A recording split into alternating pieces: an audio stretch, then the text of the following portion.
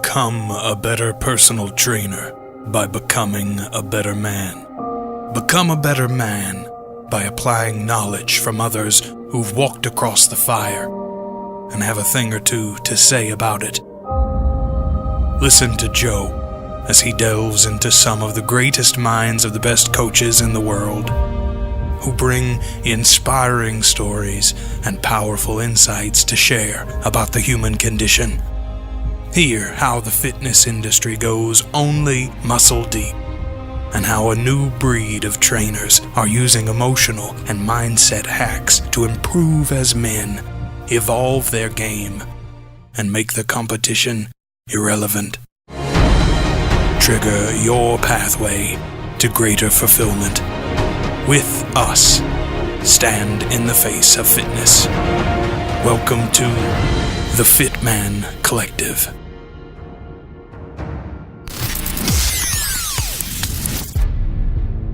Hi men, and welcome to another episode of the Fit Man Collective podcast. I'm Joe Hanney, your host and founder of the Fit Man Collective. This show is about helping people become better personal trainers by first becoming better men. My goal is to help you redefine what fitness, family and freedom ideally could mean. I'm excited about the show today because I have yet another special guest. He is the best-selling author of the Buddhist Bootcamp and Faithfully Religionless. On the show with me today is Hawkeye. Before I introduce Timber, let me just tell you about where you can find all the show notes, transcripts and links. You can find these over at the fitmancollective.com. Also, we're going to be having discussions about this show and many other episodes over in our closed Facebook group, which you can request to join by going to www.facebook.com/groups/the Fit Man Collective. Usually at this part of the show, I would speak about what is happening at the Fit Man Collective, but today I'm eager for you to listen to the show. The sooner the better. Buddhist Bootcamp really did inspire me to look within and make a change. Timber, welcome to the show. Glad you could join us. Thank you for being here. Thank you. I'm glad we're finally connected. Yes. So I want to talk to you about this book that you wrote, Buddhist Bootcamp. It is probably one of the best books that I've read that actually awakened and inspired me. And if this interview just achieves a fraction of what your book did for me, for the audience and listeners today, then I know the audience is going to be for a great show. So as personal trainers, we often speak about training the body. One of the reasons I brought you onto the show is to help them understand what training the mind is. So I'd like you to begin by getting your perspective on what mindfulness is, what it actually means, where this might apply to personal trainer or gym owner, and also their clients, if you don't mind. Yeah, mindfulness in a nutshell is introducing a pause between impulse and action. We live in a very reactionary world where someone says something and you respond, or you see something and you react, or something happens and you have this pattern of behavior that always responds to situations in the same way. Mindfulness introduces a gap between the impulse and your action. And in that gap, the important question that arises is, why am I about to say what I'm about to say? Why am I about to do what I'm about to do? Why am I about to eat what I'm about to eat? And so on. And it requires some radical honesty to look at the reasons why we do the things we do. And we may not like the answers, but it brings mindfulness and awareness to our motivation, our intention.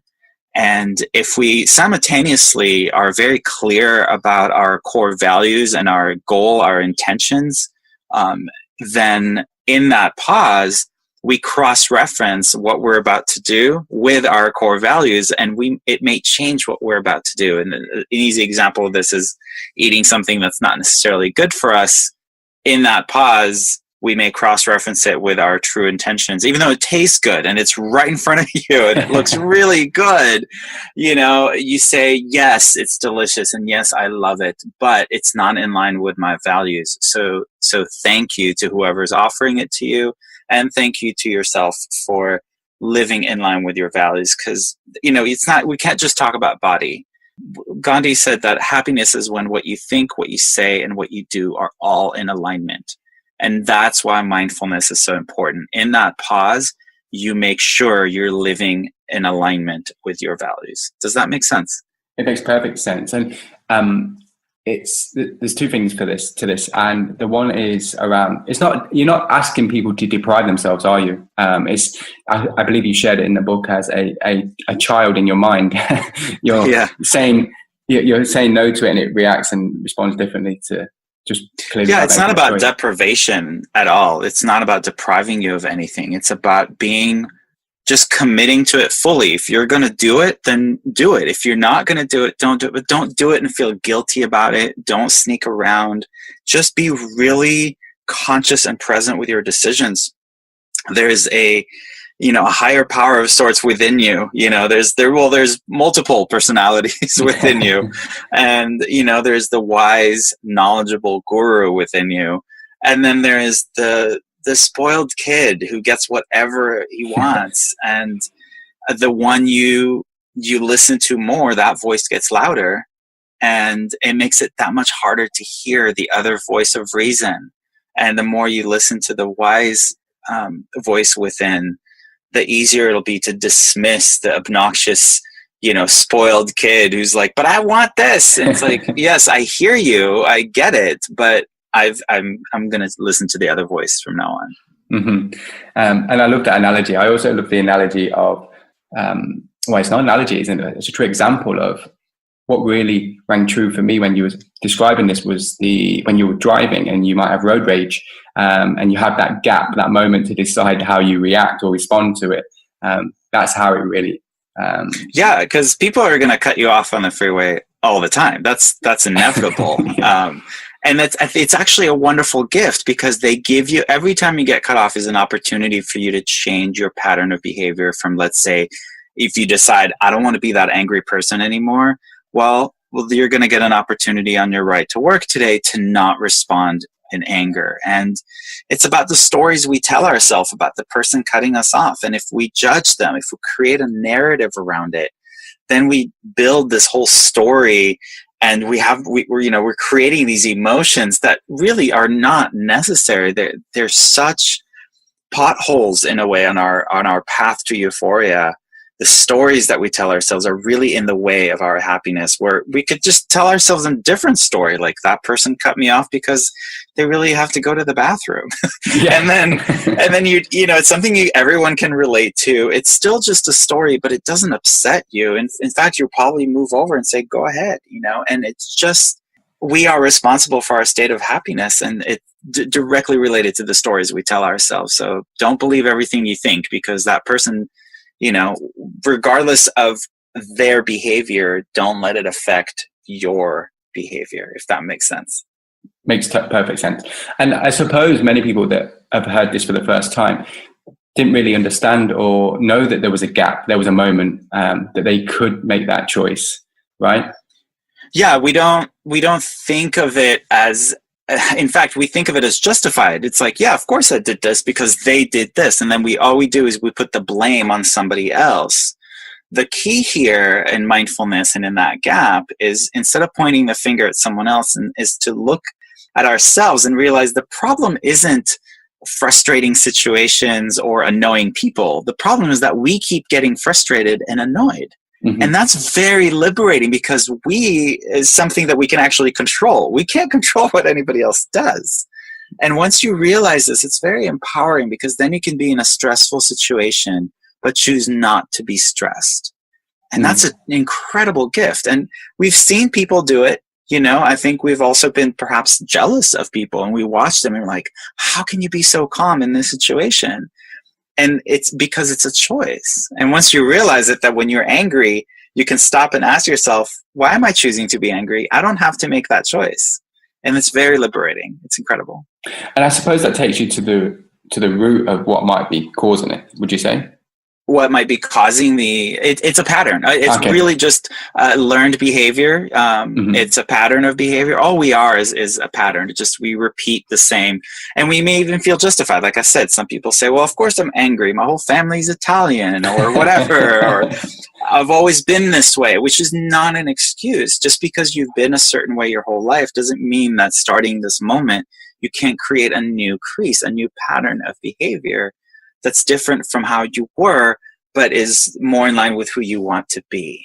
And so the cause of it is So a few things. Learned behavior. So even on television and movies, you watch people respond to situations a certain way, and you assume that that is, in fact, the appropriate response. But it isn't. Mm-hmm. It's just the dramatized, it's intended to get you involved. But that's, again, if that's what you want to be, and if you want to have a chaotic and turbulent life, then yes, by all means, every time something exciting happens, scream at the top of your lungs. And every time something scary happens, scream at the top of your lungs. Or if you want to just have a more calm and peaceful and simple and uncomplicated life, realize that we create our own complications by the way we respond to things. The problem isn't the circumstances around us, it's how we respond to them. That's something we can control. Great. And I think that's a great explanation of mindfulness to begin this show. Quickly moving on to the next part that I'd like to talk to you about, which was insecurities. And I read that chapter of the book probably several times over because it related so much to myself and the work that I'm involved in with helping clients lose weight, etc. Would you mind just sharing that chapter in the briefest way you can, and then the lessons that we can possibly learn from it?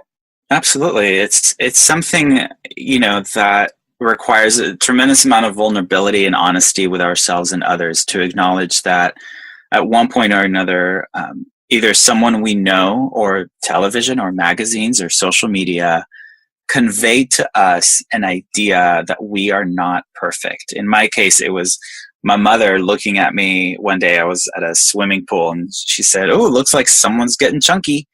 And, she didn't mean any harm by it in any way.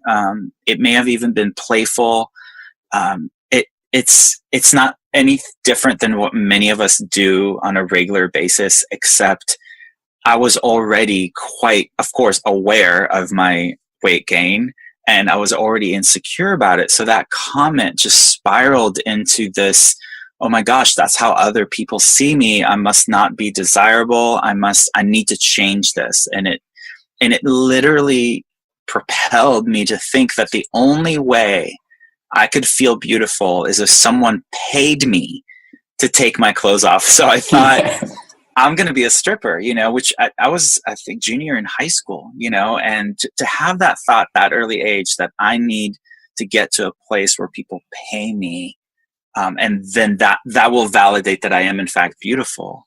And the strange thing that happened is that even after committing myself to exercises and working out and eating healthy and all of that, and 2 years later having an impeccable body and an 8-pack and biceps that were bigger than my head. I mean, I made through a huge transition, and I did in fact get a job as a stripper, and yet when I looked in the mirror, I still saw the pale, chunky kid staring back at me, because the problem wasn't my physical dimensions. It was my mental picture, my image of myself. And that is something that we can change. And then when we go to the gym or when we exercise or when we go hiking or we do anything, we're doing it for all the right reasons. It's to have a healthy self-image, not to try to look like somebody else in a magazine or to try to please somebody else. We're doing it so that we are healthy, and healthy looks different on different people. Having an 8-pack is not necessarily the poster of healthiness. And it's just, and age comes into fact. I mean, there's so many factors here. The problem, I thought, that triggered a lot of it was the insecurity, and that's not healthy.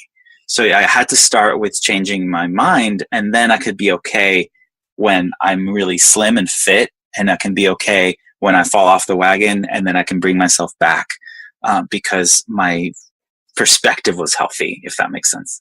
Makes perfect sense. And I brought this up because in our game of helping people lose weight or get into shape or be healthy, and as you quite rightly said, it's different for everybody.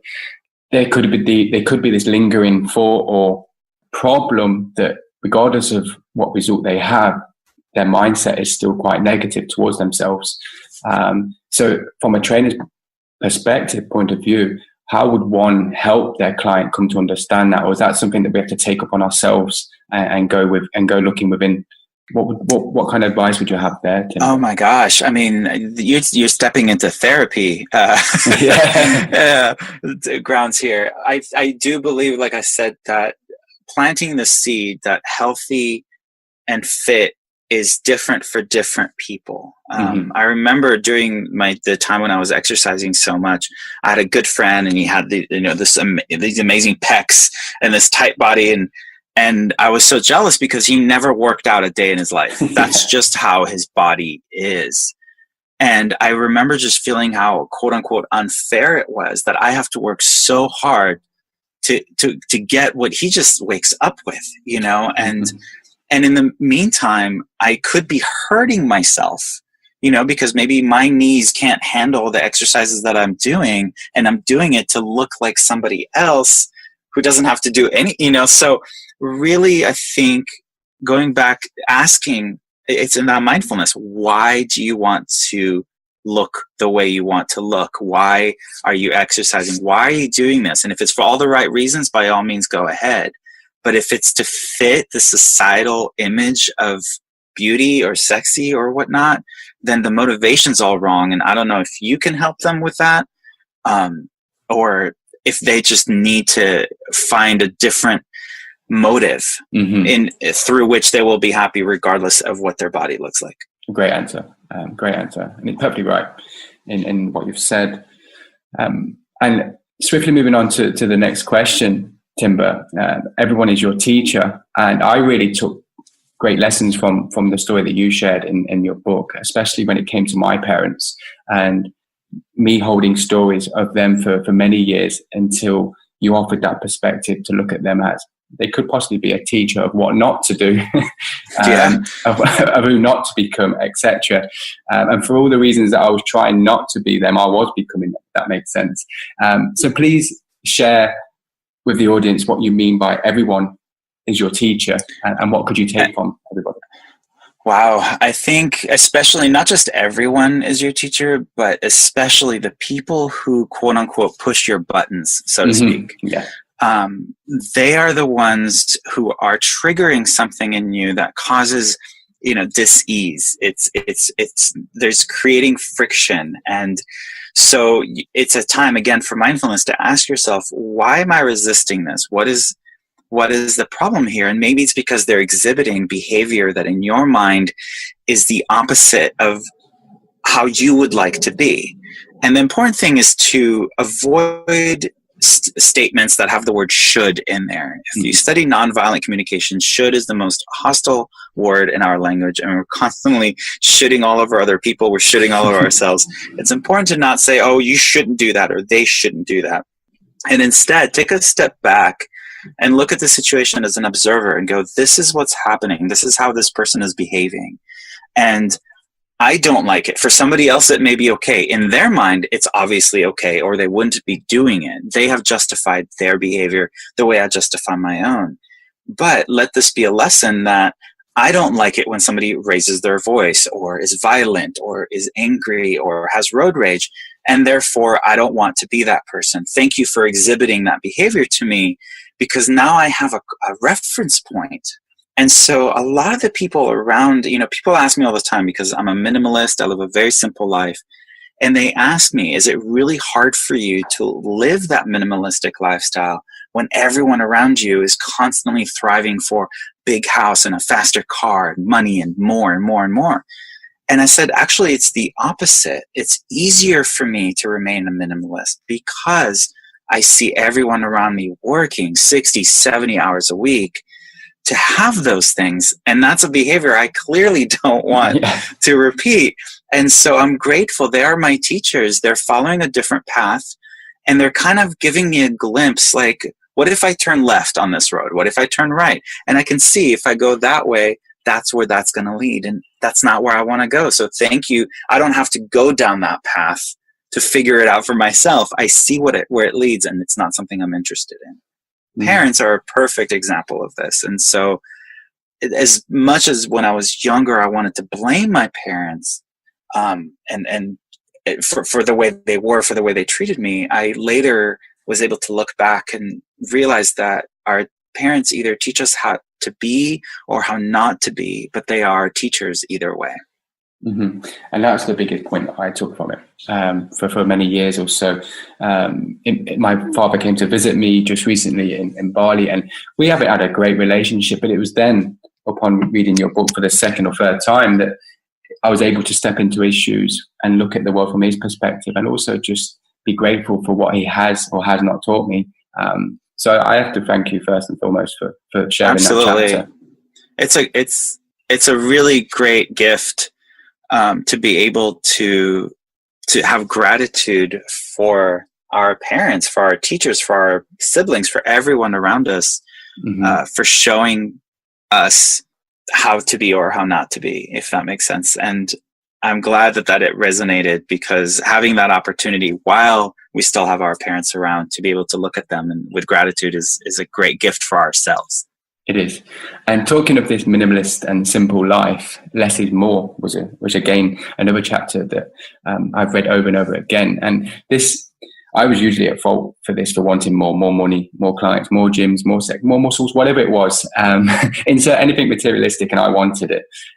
Why is this almost our default way of thinking? And I say this just coming back and arriving back from London, and I'm living in Bali now, and I've took that lifestyle approach of having less, which actually equals a whole lot more. But then going back to London and experiencing that kind of fast-paced world really opened my eyes up and really gave me perspective on what actually I do cherish now. I don't really want all of that, what other people have got. So, I wouldn't say that that's our default way. I really don't. I mean, you look at little kids and you give them a little, before they're trained, like when they're really small, you give them a one toy and they just love it and they play with the box. They're like, oh, the wrapping paper is incredible. And they're happy with so little. You give them some sand and they just can play all day. It's through time and exposure when they see more that they want more. And for a simple reason, the reason we're so addicted to more is because we haven't defined what enough looks like. That's a great And the moment we define what enough is, then we realize we have plenty of it. If you've ever gone backpacking, then you carry everything you need for the following week on your back. So you have to carry all of it, and you realize, well, I don't really need this. I don't really need that. And you get down to the bare essentials, and you realize just how little we really need. And if you can do that on a backpacking trip and you can extend it out into your regular life, I mean, gosh, I've been doing this for over a decade. I have one pair of jeans. I have 5 t-shirts.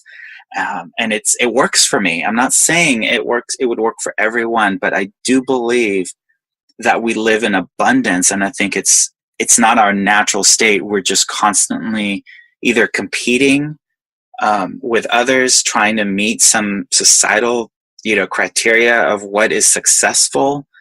And I think the big light bulb for me went off when I realized success means being happy. And when I look at someone who has, a huge walk-in closet and a big house and the car and all of this, but they're working 80 hours a week to pay for that stuff, and they're miserable and it's costing them their health. And it's just, I look at that and I'm like, they don't look very happy. They have all the nicest things, but that's not worth it. I mean, nothing is worth it if you're not happy.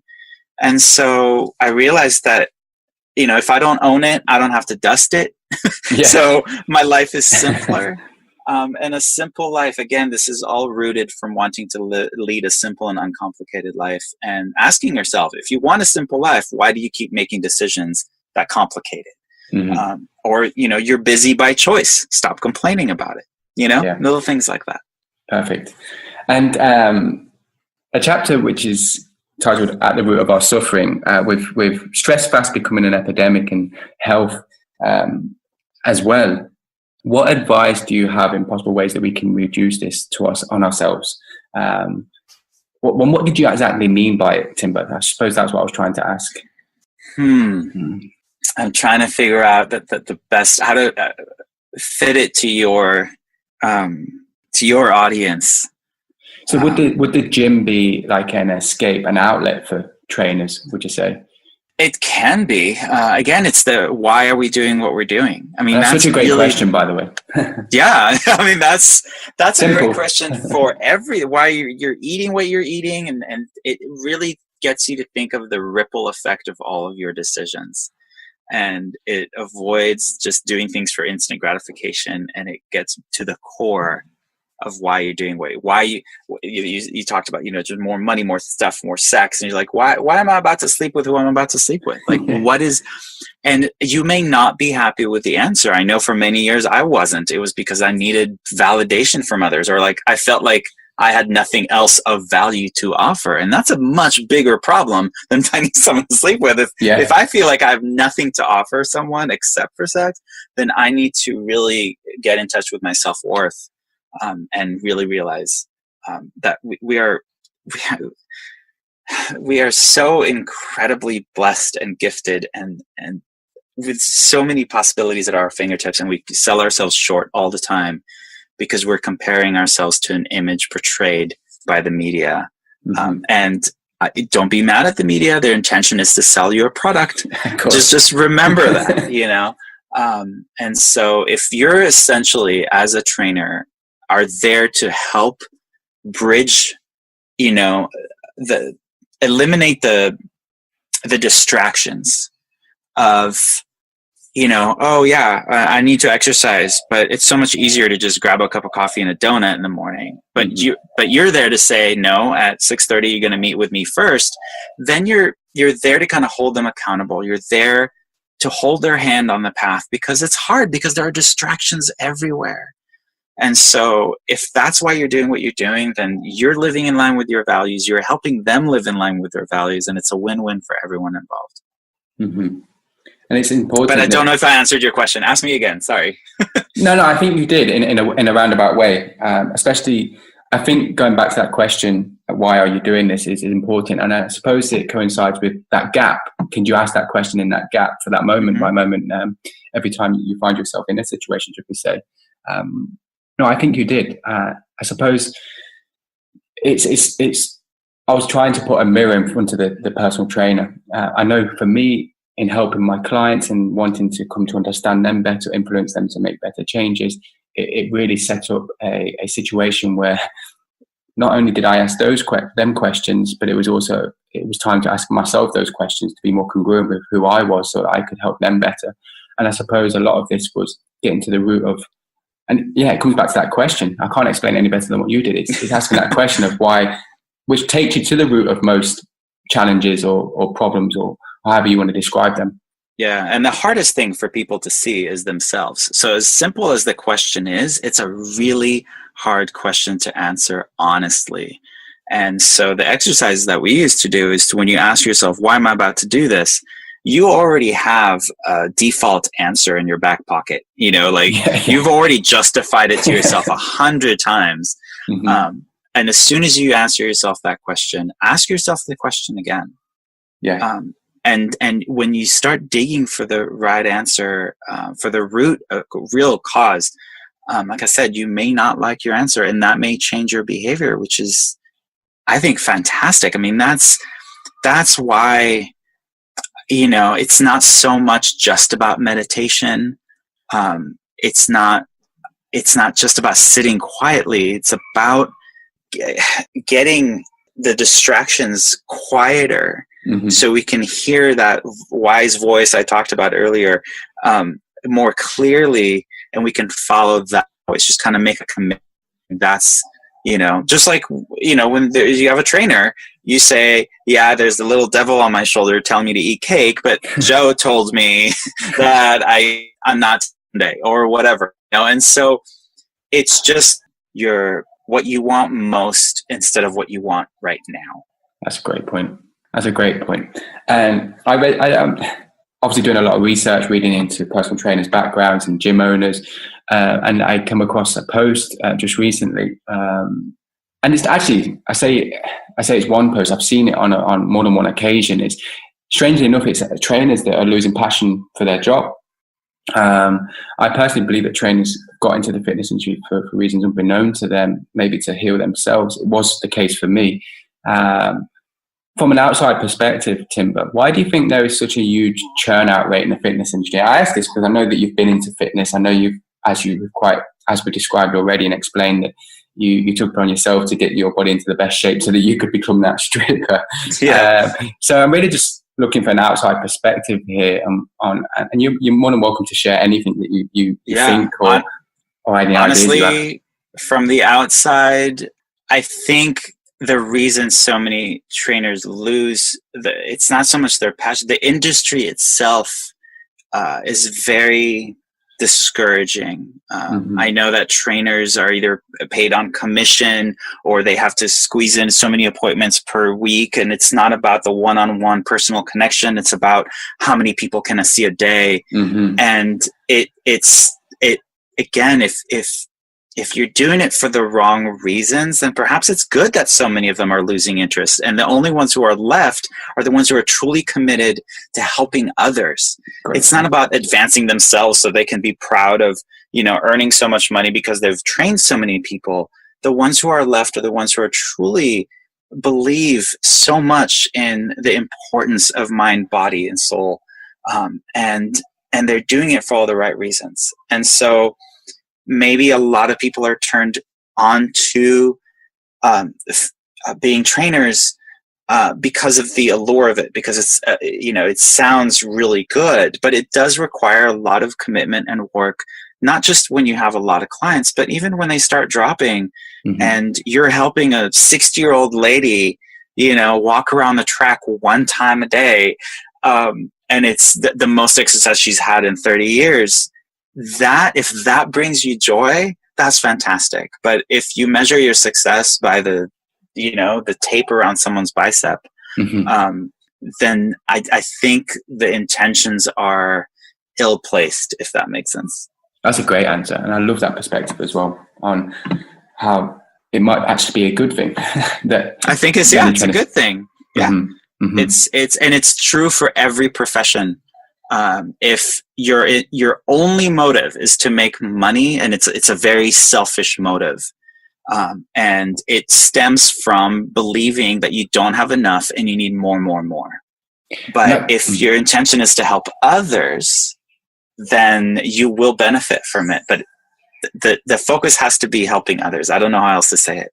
No, I agree. And that kind of brings me on to gratitude and being grateful for what you already do have, and also meditation. So one of my last questions to you, Timber, is why is gratitude and meditation so important? Well, this is a long, this could be a really I'll try to encapsulate, and just like in the book, every chapter is only a page long. I try to take really big concepts and encapsulate them so they're easier to digest. Gratitude is what turns what we have into we are grateful. It's people who are grateful who are happy. So gratitude is really at the core, and meditation is basically like a timeout. What am I really grateful for? The things in your life that from a beating heart to functioning lungs to a roof over your head, you really get to the core of it, and you feel like, oh my gosh, I have so much. When you set a timer for your gratitude journal, set a timer, because otherwise you'll be at it all day. We have so much to be grateful for. And what it does is it shifts our perspective of looking at our lives and our everything as from the perspective of abundance instead of living our lives from a place of lack. Which is quite often our default. Oh, I didn't get enough sleep. I don't have enough money. I'm not skinny enough. I'm not pretty enough. Which is just a very discouraging perspective. But if you start with gratitude, you're like, oh, I'm so grateful for, the roof over my head, and that I have a body with which I can walk 2 laps today or lift weights today. And it's not about how much, it's the fact that I even have, it just shifts your perspective, which gives you motivation and empowers you. And that's what it boils down to. Your job as a trainer is not to make someone be dependent on you for the rest of your lives. It's to empower them to find the trainer within, so they can get themselves up one day and, have their voice match yours and be just as dedicated and motivated as you train them to be. if that's the true gift, and then they refer someone else to you, and then hopefully they one day become a trainer, and then we're all inspiring others to inspire others. And that's just the greatest chain of love I could ever picture. So I think meditation is a time, and it's not, a lot of people come to me and they say, Timber, I tried meditating. It's not for me. I tried it. I'm really bad at it. And it's only because someone told them there's a right way to do it, so they feel like they're doing it wrong. There's no wrong way to meditate. If you're jogging and your mind is focused on one thing and one thing only, you are meditating. The point of meditation is to stop the mind from wandering about every little thing, and it just jumps from one topic to the other, it's just how it is throughout the day. But if you set a timer and you say, for 20 minutes, I'm just going to sit here and I'm going to focus on one thing and one thing only. It could be a painting, it could be sitting cross-legged and counting your breath, or it could be gardening. It could be whatever you want it to be, but just set a timer and say, during this time, I'm going to focus on just this. And it's very liberating. And the benefit of those 20 minutes isn't those 20 minutes. It's later in the day, when something wants to grab your attention, you have trained your mind to stay focused on what you want it to focus on, instead of chasing after everything that sparks its curiosity, if that makes sense. Yeah, that perfectly describes meditation. Okay, good. I suppose I just want to take a step back to gratitude. I know I personally found this. I find it very difficult to be grateful. Is it something that has to be done over and over again to really get to the core of that? Or is it, I don't know, what's your experience and what's your experience of working with people that may have struggled with being grateful for certain things, Timber?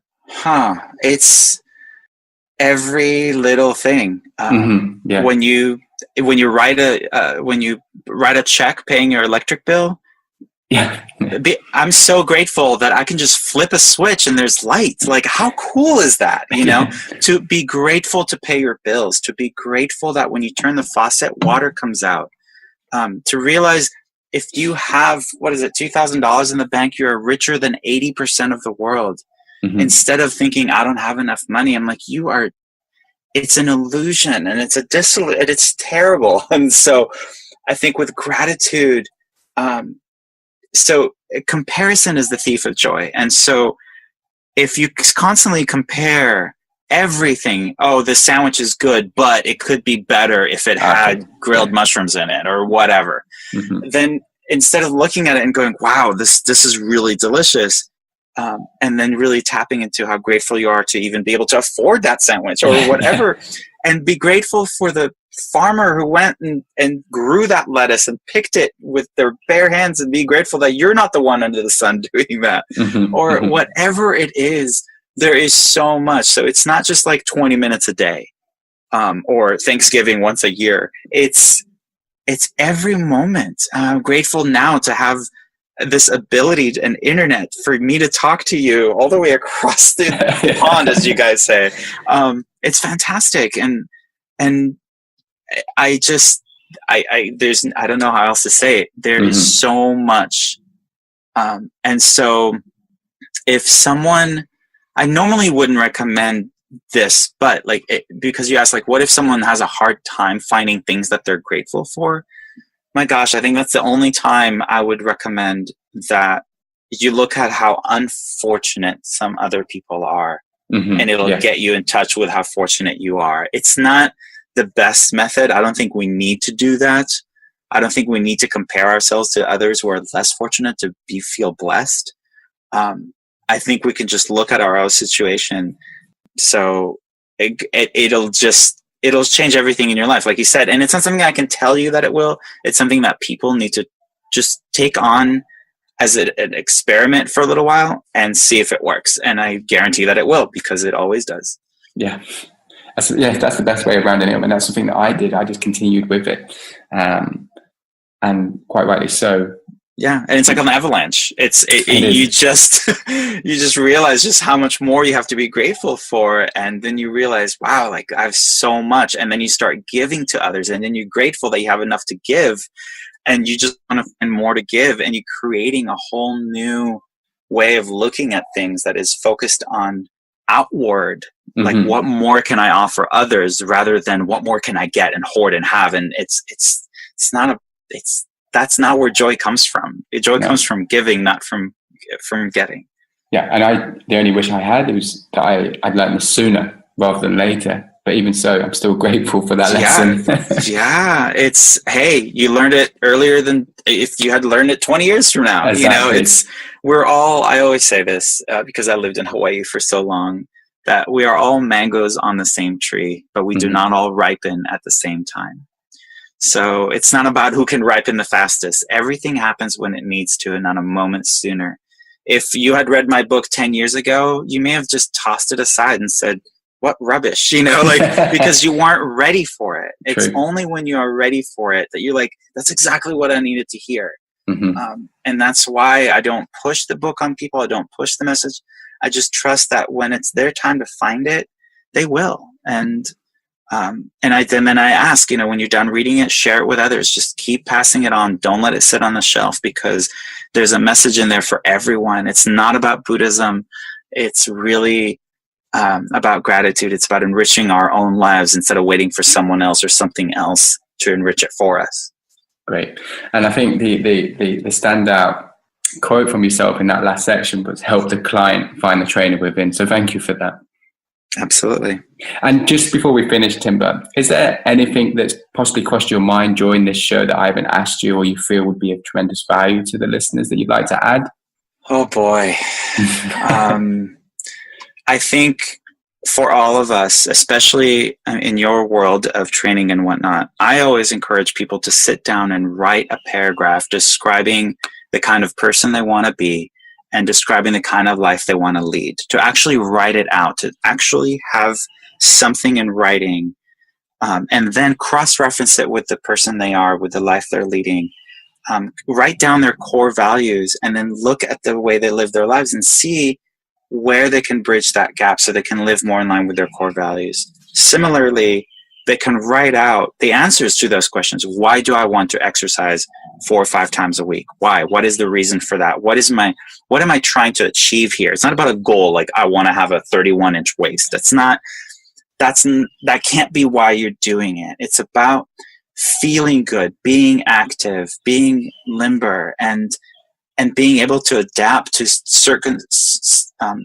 different circumstances as they arise. And if that's your goal, to be able to be just as flexible with your mind as you are with your body and vice versa, then you have like how companies have a vision statement or a mission statement? Yeah.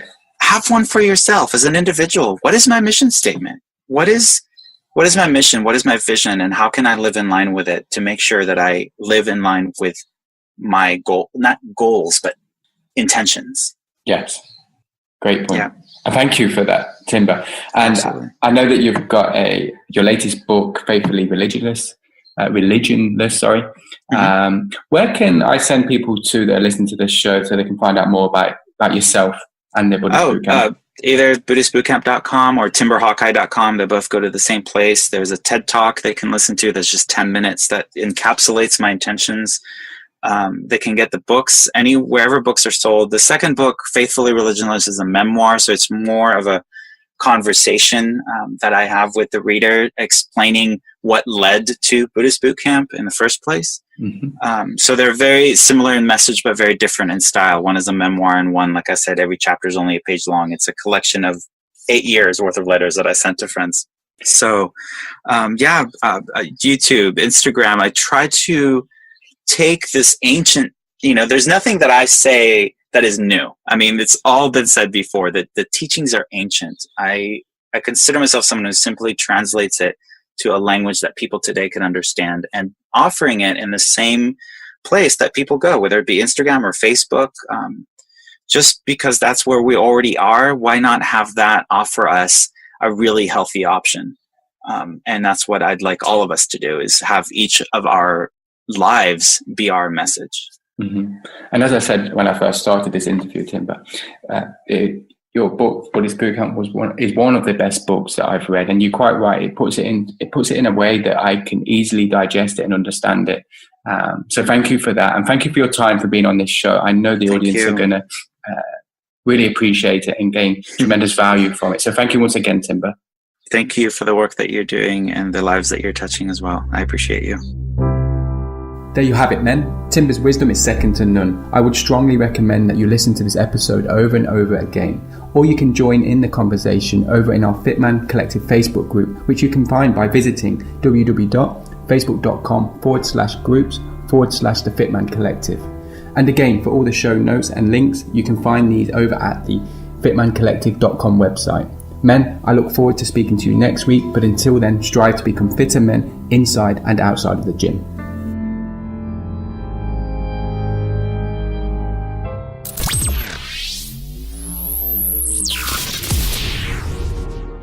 Thank you for listening to the Fitman Collective podcast. This is your life. Don't settle for mediocre. Don't settle for average. Don't even settle for great. Beware the average man who attracts an average companion. Beware the great man who believes they've achieved everything and appears just a little too comfortable. Don't be them. Become the patient wolf. The Fitman Collective is waiting for you. Know yourself.